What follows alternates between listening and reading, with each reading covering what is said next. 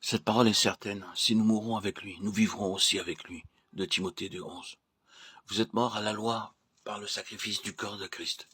Mais maintenant, nous sommes délivrés de la loi, étant morts à celle sous laquelle nous étions retenus.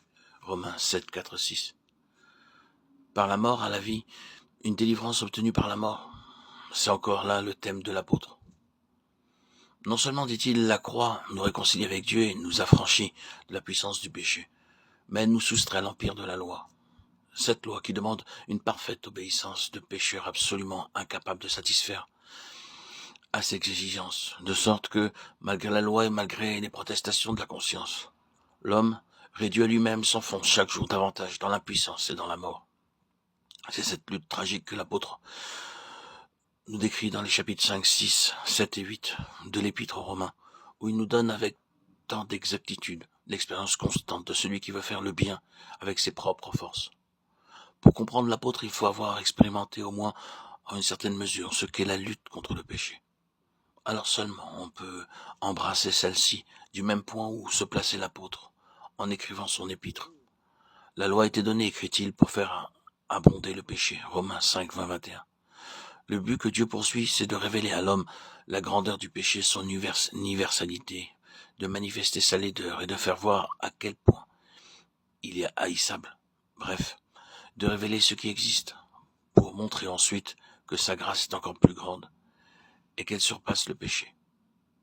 Sa grâce a surabondé. Comme le péché a régné, Romains 7,4 sur l'homme naturel, ainsi la grâce, dont gratuit de la justice peut régner, doit régner et triompher dans le racheté. Quel est son mode d'action? Comment peut-elle intervenir? Comment peut-elle libérer? Par la mort.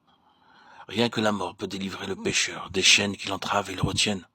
Le salaire du péché, c'est la mort, et ce verdict doit recevoir son exécution. Il l'a reçu en Christ, le représentant, le substitut de notre race.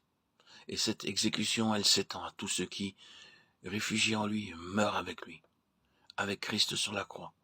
Ils sont soustraits à l'empire de la loi, unis à Christ dans sa mort. Ils meurent à la loi par le corps du Christ. Ils échappent donc à ses foudres, puisqu'ils sont morts, à ce qui les réduisait en esclavage. À celui qui est mort, la loi ne peut dire « tu dois » ou « tu ne dois pas ». Il lui échappe. Il a passé dans un autre monde où la loi ne peut le suivre. Un domaine où, caché en Christ, il sert Dieu en nouveauté de vie. Dans un nouvel esprit d'obéissance joyeuse, qui n'est plus l'obéissance craintive de l'esclave à la lettre de la loi. Romains 7, 6.